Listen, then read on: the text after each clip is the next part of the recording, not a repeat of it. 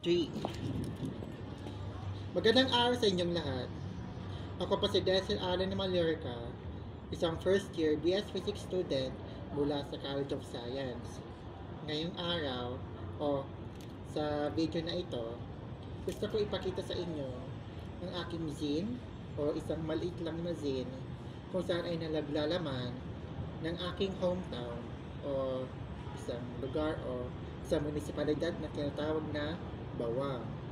Ang Bawang, yan yung place na makikinalakihan noong bata pa ako.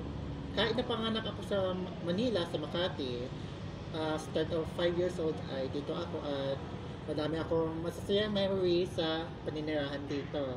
Kasi ito, ang gusto ko ipakita sa inyo sa zine na ito ay yung pinaka-main ay tungkol sa dagat.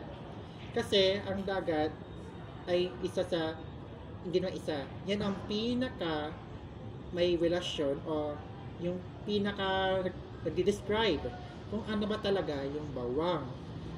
Kaya ng aking title, Bawang at ang Dagat.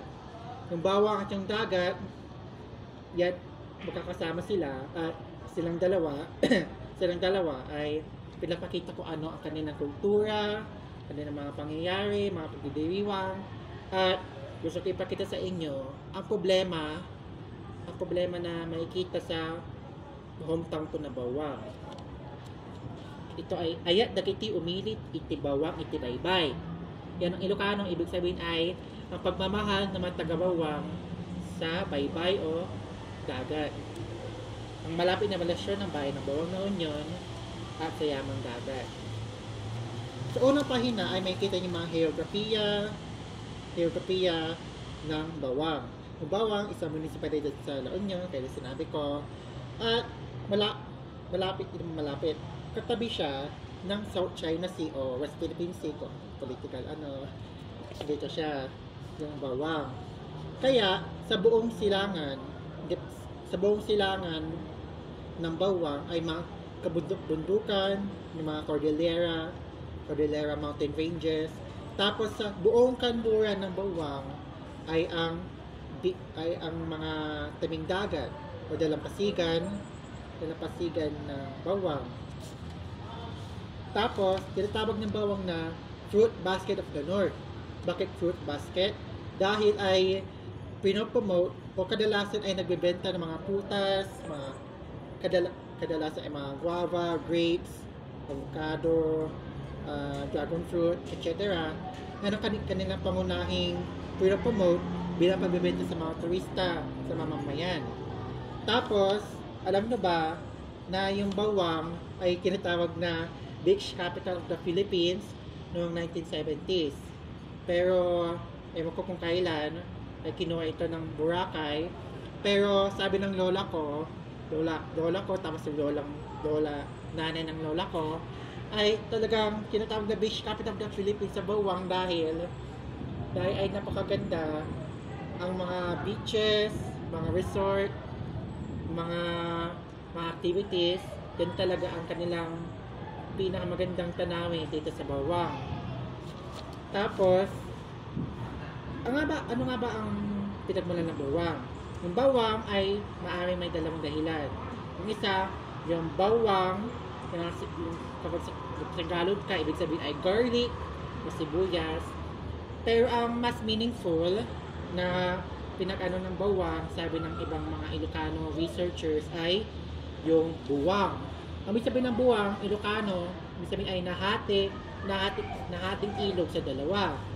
Dahil yung Bawang ay dinadaanan ng Balili River o Ilog Balili, tapos nahati ito sa dalawa, kaya baka ito ang pinangyarihan ng salitang buwang na sa pangalan ng lugar ko na Bawang. Yun lang. Tapos, ang pinakatanyag na kilala ang Bawang ay dahil napakadaming resort at sikat at napuntahan yung mga beach side ay dalampasigan dahil ay napakagandang paliguan, mga beach activities, mga volleyball, ganun. mga nagkakaraoke, ganun. Basta kung gusto mo yung mga beaches, etc. ay, di, ay talaga magandang bisitahin o puntahan ang Bawang. At, at dito, sa pinag-aaralan ko dito sa UP Baguio, alam nyo ba na yung Bawang, yung Bawang kasi yung pinakaunang daanan na mapupunta sa Marcos Marcos Highway. Marcos Highway na ang tinatawag na Nagilian Road. Pero tinatawag din itong Bawang Road kung saan ay mula Region 1 papunta sa Baguio. Kaya kung gusto bumaba ang mga lokal mula sa Baguio, La Trinidad, etc. Ang una nilang mapupunta ay yung Bawang. At kadalasan ay dito sila na nagmamasyal, at naliligo, etc. And kadalasan kasi tuwing holidays, nakikita ko madami mga bus, mga jeep mula pa sa Baguio, taga PMA or baka doon pa sa Ifugao, etc. Abra, na pupunta sa Bawang. Maganda. Yun lang. Ano ba? Tapos sa pangalawa, gusto ko i-emphasize yung role ng mga resorts at yung beachside sa Bawang. Kaya ang sinabi ko ay, nakita ko sa datos ng 2024, merong 20 plus, ewan ko kung ano basta 20 plus na mga beach resort na matatagpuan sa Bawang. Tapos ay napakadaming naglilinya-linyahan, nagko-kompetensya sa tabing dagat. Basta pagpunta mo sa Bawang, area doon ay makikita mo yung mga beach resort. Yung sabi ko ba, yung pinaka-favorite kong beach resort doon ay yung Marand. Kung alam nyo, search nyo na sa Google Map, baka magugustahan nyo, etc. Affordable pa. Sponsored ano pa ba? Yung inaalok na resort ay mga swimming pool. Bakit pa ba may swimming pool sa tabi ng dagat? Mas swimming pool tama sa tabing dagat. Napapaisip ako. Pero, syempre, pinapromote yung turismo. Maganda na mag-swimming pool ka pa, tapos punta ka sa dagat, beach view, tapos maganda yung sunset. Sunset. Maganda ng sunset kapag pumunta ka sa dagat sa Bawang. Tapos, ano pa ba? Mga tanyag, mga mayayaman na resort, may pa silang spa, sauna, etc. Di ko afford. Huwag na. yun lang. Ano pa ba? Tapos sa patong page, dito yung makikita yung mga festival, yung kultura na mismo pinapakita ng Bawang sa lahat ng mamamayan at turista. Yung pinaka-importante or tanyag ay yung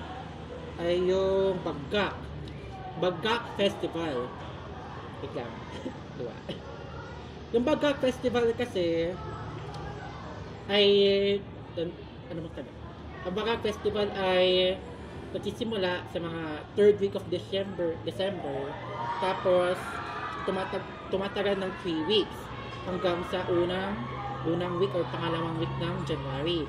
Dahil ang sinaselebrate dito, yung pinaka-main purpose ng Bagak Festival ay yung foundation day or founding day ng Bawang. Kung kailan January 5 yung foundation day. Ngayon 2024 nakita ko 83rd na anniversary foundation day ng Bawang. Ang tagal na no.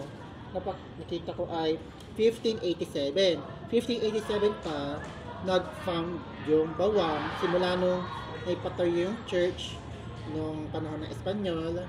At yun ang ating sineselebrate bilang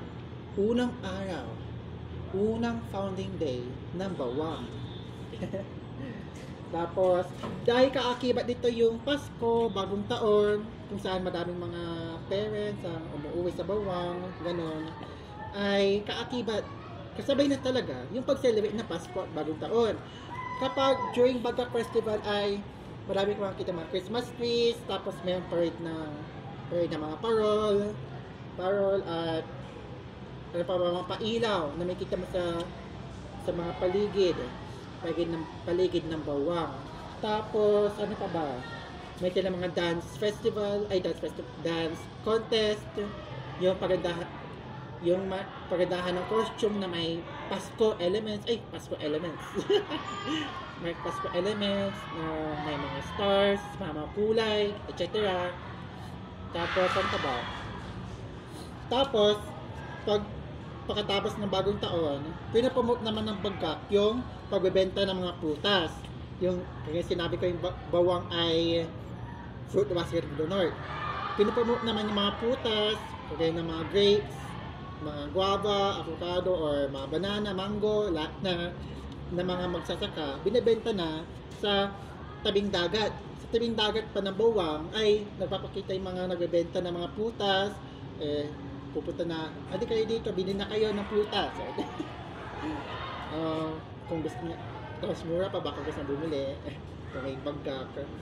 Tapos ay, may end naman ito, pagkatapos ng founding day, ewan ko kung may mga ceremony, etc.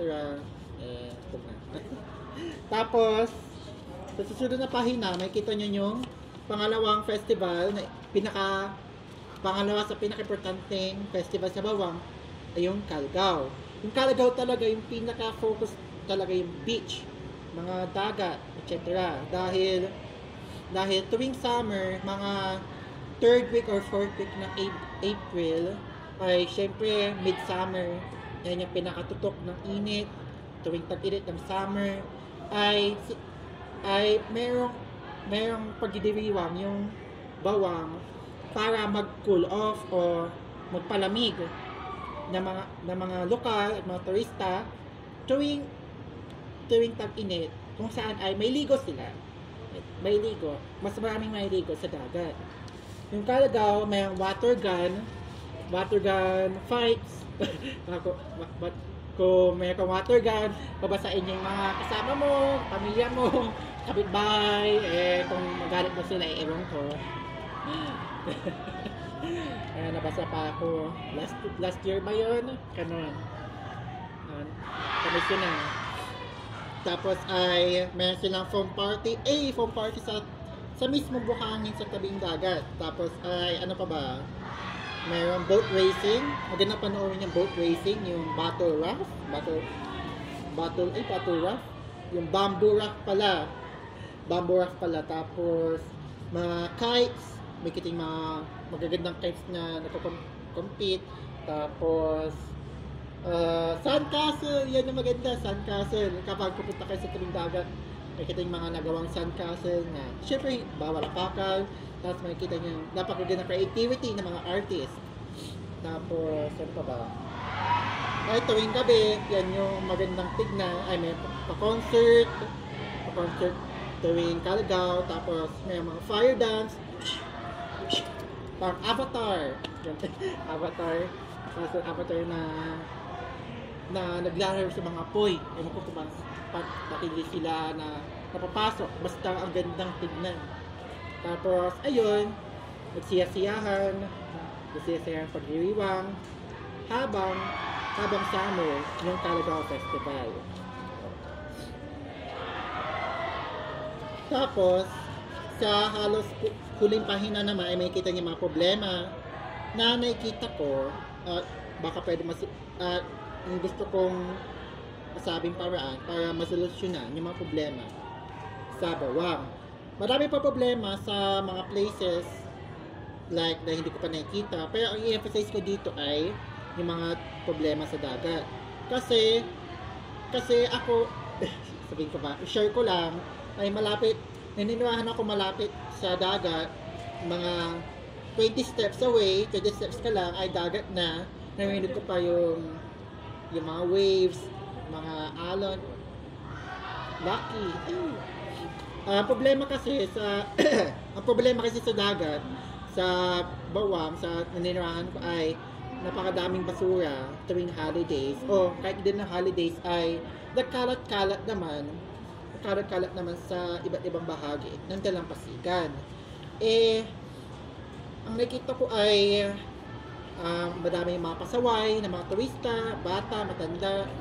Pero nakita ko ay isang dahilan ay kulang sa mga signages na makita sa dalampasigan. Kasi kasi kasi baka nakita na ay wala namang sign, baka tapon ko ng kahit saan. Yun nga problema. Hindi na alam na may patakaran, na yung bawal magtapon, pero patuloy-tuloy pa rin ang pagtapon. Kaya naisip ko ay maglagay ng mas stricto na mas maraming sign, tapos mas stricto na pagpapatakaran ng mga batas. Like siguro ay ang alam ko ay walang mga penalty kapag nakita ka magtapon, pero baka mas maganda kung may penalty ng mga patakaran sa bawal na pagtapon ng basura, etc. Yun na. Tapos ano pa ba? Tapos isang solution ay baka mas organized na schedule na pagkokolekta ng basura.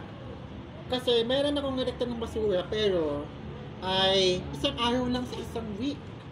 Tapos ay minsan ay hindi pa nadadaanan yung mga ano bang tawag doon? Yung mga kubkob. Ano ba yung word? Yung parang pinakagilid, yung hindi masyadong dinadaanan ng mga tao. Lalo na sa mga dagat, minsan ay hindi pa dinadaanan yung mga sa tabing dagat kasi wala ay hassle siguro yung pagkolekta, yung pagdaan ng ng basura. Ang naisip ko ay baka mayroong isang barangay official, LGU, na magpapatatag ng patakaran na bawal maglabas ng basura kapag hindi araw na mangolekta, o ano ko ba sabihin ito. Tapos ay baka mas ipadalas nila yung pagkukolekta ng basura. Tapos isa pang problema na nakakulungkot na naririnig ko ay yung nalulunod. Halos narinig ko ay halos every year may nalulunod sa mismong Bawang Beach. Every year pa. Minsan ngayon ata ay dalawa ng kaso ng nalulunod in 2024. Isa yata yung 19 years old. Nakalimutan ko na, basta dalawang kaso na yung nalulunod. Isa sa nakita kong dahilan siguro ay medyo pasaway mismo yung mga turista, mga lokal na naligo hanggang sa malalim na hindi na alam limangoy, o yung pwedeng magawa ng gobyerno ng Bawang ay magpapadalas sila sa pag-aantas ng mga lifeguard. Kasi meron ka nakikita ng lifeguard tuwing mga holidays, pero hindi lahat ng holidays, paminsan-minsan na. At yung araw na may nalulunod ay yun pa yung walang holiday. At ano pa ba? Yung hindi masyadong maraming tao, pero may may ligroso na buhay ng mga tao. Kaya ang naisip ko ay baka mas ipadaming bodyguard, tapos ipaghiwalay-hiwalay sila sa iba't ibang area, tapos pag-training, pag-swimming lesson sa siguro sa mga interesado ng LGU o halos lahat, kasi halos kapag LGU ay napakalapit sa dagat, tapos ay mas maganda kung may silang experience na marunong sila lumangoy, lumigtas kapag may nalulunod malapit sa kanila. Yun. At sa pinakahuling pahina ay ang isang poem na aking ginawa habang ginagawa ko yung zine na to. Sabihin ko, ito lang ko nga to, or this lang, 3 paragraphs lang. Ang himig ng dagat at ang araw. Sa dagat ng dapit hapon, liwanag ay nag-aalay. Ang araw sa silangan kay lambing na pamamaalam, bughaw at ginto. Sa alon ay sumasalaysay, kaluluwa'y lumulutang sa kulay na kay damdam. Ang langit ay nagliliwanag parang ginto. Sa malawak na dagat, ningning ay nagdudulot. Sa bawat pagdampi ng alon sa bato, parang himig ng pag-ibig, puso'y sumusuklob. Sa himig ng hangin, sa ingay ng katahimikan, haplos ng tubig alat, parang yakap ng kalikasan. Sa bawat pagdampi ng alon, damdamin lumalalim. Sa dagat ng pag-ibig, puso'y di nalilimutan. Wow. Eh! Ang himig ng dagat at ang araw, brought to you by Des Almaler. Eh! Uh, at dahil ito, buong zine ko na to, at sana ay baka may interesado kayo na pumunta bumisita sa dagat ng Bawang kasi ang ganda talaga kahit na hindi na siya kapitan. Ang ganda, halos naligo ako araw-araw doon. Halos araw-araw. Pero ayun, sana ay may nalalaman kayo tungkol sa aking hometown na Bawang na Union at dahil patapos na yung SEM ay maligayang bakasyon sa inyong lahat. Maraming salamat sa pakikinig and thank you. Yan. Magandang araw muli sa inyo. Gusto ko lang magbigay ng kaunting karagdagan para sa aking zine project. Yung mga kaunting mga key concepts lang. Tapos yung mga evaluation siguro from my friends, family, etc. Kahit na yung video ko ay medyo mahaba, nakita ko mga 21 minutes or 22. Pero mabilis lang to. Yun.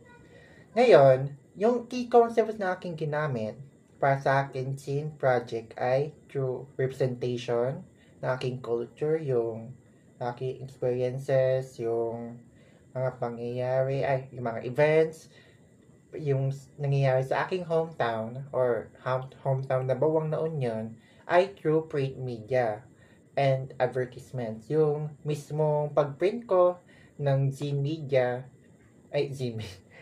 pagprint ko ng zine through printing, tapos parang magazine na portable, tapos ipapakita ko sa inyo, ay yan ang aking ginamit.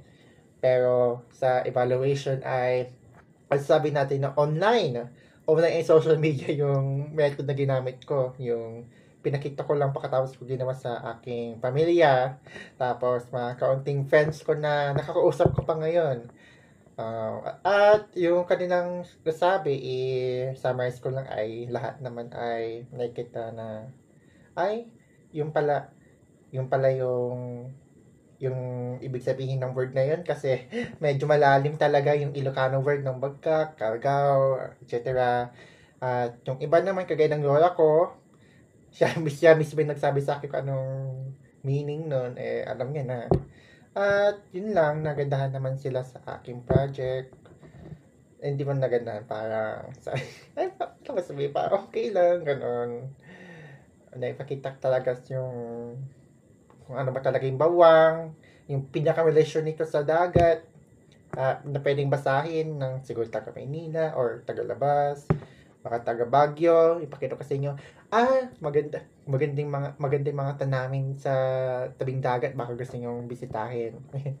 Tapos, yung pangalawa naman ay yung reflective theory of representation, yung mismong ipakita ko sa inyo yung impormasyon na nangyayari, like kung mga etymology, yung pangyayari sa Calgary or Bagkak, yung festival mismo, kung ano ba yung motivation or kung ano sineselebrate ito, etc. Yan ang ginamit ko.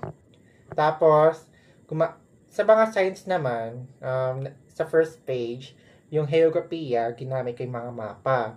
Kasi yung mapa, madaling mong malalaman kung yung boundaries, kung ano ba yung napapaligiran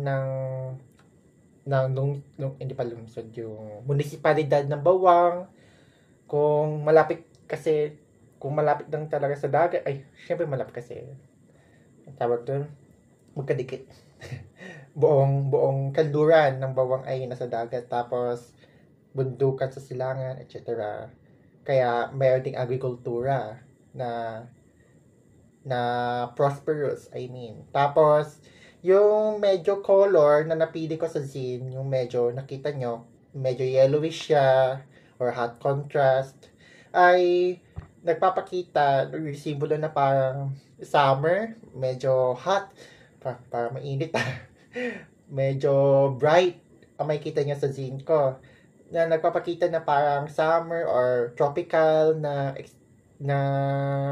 feeling experiences na first impression nyo sa pagkita ng aking cover or yung body ng aking scene. Tapos, yung loci or face of identity o sa video ko napanood nyo, yung personal, pinakita ko kung ano yung naranasan ko, kung ano yung feeling ko sa mga festivals at yung ibang Ilocano. Tapos, iniinak ko through my, paano ba yan? Through, ano ba sabihin nun? Yung non-verbal cues. Siguro, through posture or through eye contact. Kaya na medyo nahihiya ako at may stutter yung paggalaw ng kamay ko.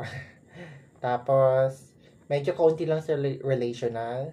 Hindi ka na pinakita kung kagaano yung connection through friends or family. Pero, through communal, pinakita ko talaga kung ano yung sense of yung sense ng komunidad ng bawang, yung mamamayan, sa lahat ng activities, mga activities, kultura, sa buong munisipalidad ng Bawang. Like, madami mga isda magsasaka. Tapos, paano ba sabihin? Focus sila sa aktibidad sa dagat, etc. Yun lang. At, yun lang ang aking kwarta. Salamat sa kikinig.